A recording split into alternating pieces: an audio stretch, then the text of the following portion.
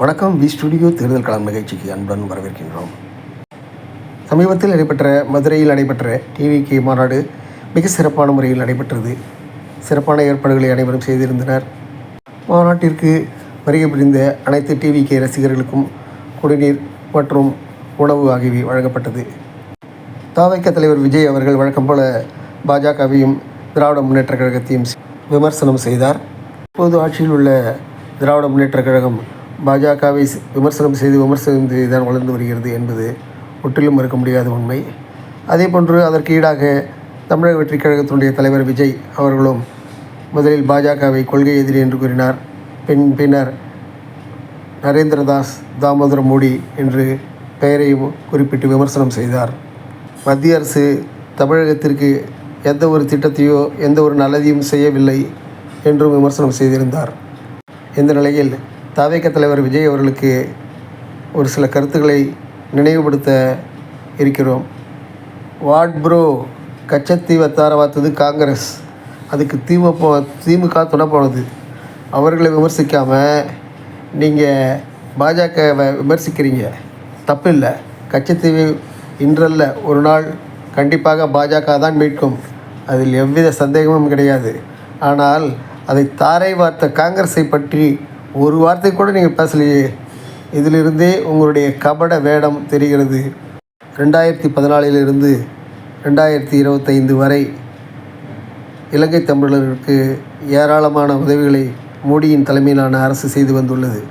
அங்குள்ள ஈழத்தமிழர்களுக்கு காப்பகங்களை கட்டியுள்ளது, மேலும் மருத்துவமனைகளை கட்டியுள்ளது.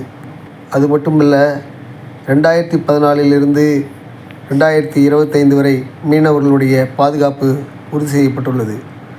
இதற்கு முன் இருந்த காங்கிரஸ் அரசின் காலத்தில் கிட்டத்தட்ட 900 மீனவர்கள் இலங்கை கப்பற்படையினரால் சுட்டு கொல்லப்பட்டனர்.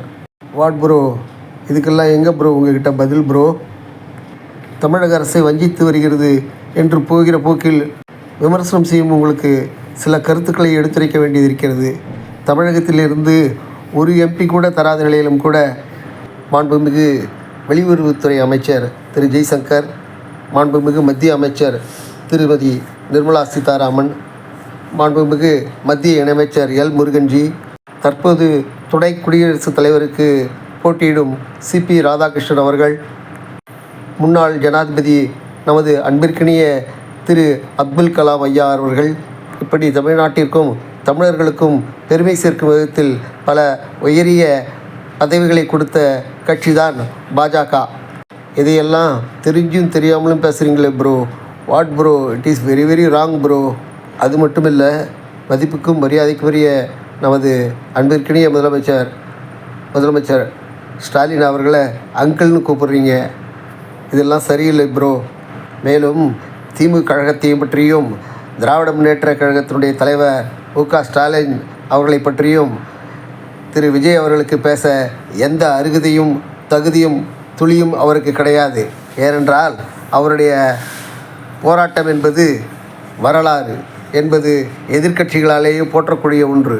ஸ்டாலின் அவர்கள் ஏறக்குறைய சிறு வயதிலிருந்தே தன் தந்தையுடன் பயணித்து பல போராட்டங்களுக்கு முன்னெடுத்து இரவு பகலின்றி தமிழகத்தினுடைய மூலை முடுக்குகளுக்கெல்லாம் சென்று கட்சி பணியாற்றியவர். ஏதோ போகிற போக்கில் அவரை நீங்கள் ஸ்டாலின் அங்கிள் என்று சினிமா மாடியில் பேசி வருகிறீர்கள்.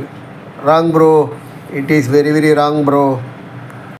முதலில் உங்களுடைய கட்சியினுடைய நிலை பற்றியும் நீங்கள் என்ன செய்யப் போகிறீர்கள் என்பதை பற்றியும் நாட்டு மக்களுக்கு முதலில் அறிவியுங்கள். கேட்டால் நல்லதை செய்வோம் என்கிறீர்கள். அனைத்து கட்சியிலும் நல்லதை தான் செய்து கொண்டிருக்கிறது. அது மட்டுமல்ல, அதிமுகவை உலக மகா ஊழல் கட்சி என்று கூறி வருகிறீர்கள். இதற்கெல்லாம் உங்களிடம் தரவுகள் இருக்கிறதா என்பதை முதலில் பார்த்துவிட்டு பிறகு பேச ஆரம்பியுங்கள். இப்படித்தான் போலி வாக்காளர்கள் தொடர்பான ஒரு தவறான அறிக்கையை திரு ராகுல் அவர்களுக்கு கொடுத்துவிட்டு பெங்களூரில் உள்ள ஒரு ஆய்வாளர் அவர்கள் பயங்கர மன்னிப்பு கேட்டுக்கொண்டிருக்கிறார். முதலில் தரவுகளை வைத்துக்கொண்டு பேச ஆரம்பியுங்கள். இப்பொழுதுதான் நீங்கள் கட்சியை ஆரம்பித்திருக்கிறீர்கள். மேலும் நீங்கள் செல்ல வேண்டிய பாதை என்பது நீண்ட நெடியது. அனைத்திலும் கவனத்தில் கொண்டு செயல்பட்டால் உங்களுக்கு ஓரளவுக்கு ஏற்றம் தரும் என்று நம்புகிறோம். நன்றி, வணக்கம்.